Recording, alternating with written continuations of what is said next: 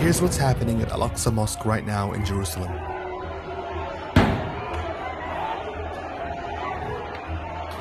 Hundreds of Palestinian worshippers have been tear-gassed, attacked with rubber-coated steel bullets, and arrested by Israeli forces, who stormed the holy mosque during prayer times in an attempt to clear the compound. The Red Crescent says more than 170 people have been injured, with more than 80 transferred to hospital for treatment and at least one person in critical care. So how did all of this start?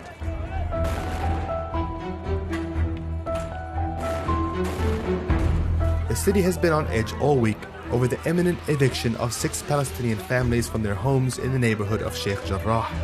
For days, activists gathered to protest a court-ordered removal of the families and replacing them with Israeli settlers who had filed legal claims over the land.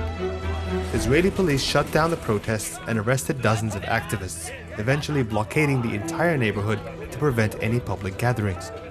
On Friday, hundreds of thousands of Muslims from across Palestinian areas traveled to pray at Al-Aqsa Mosque, marking the final week of the holy month of Ramadan.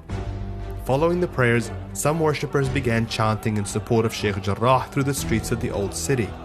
Israeli police responded quickly, violently dispersing crowds that included women and children with sound grenades and rubber-coated steel bullets.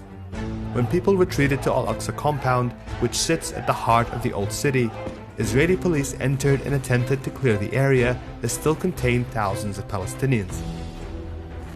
Videos that emerged from the night showed grenades thrown at worshippers as they prayed, and several areas including Al-Masjid Al-Qibli were tear-gassed while people were trapped inside.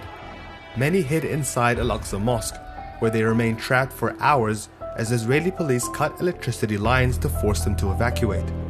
Emergency services are still trying to assess the injuries and restore calm to the civilians still coming to grips with what happened. Palestinian President Mahmoud Abbas has demanded an emergency session at the UN Security Council over what he calls disgusting and sinful acts in Al-Aqsa and Sheikh Jarrah.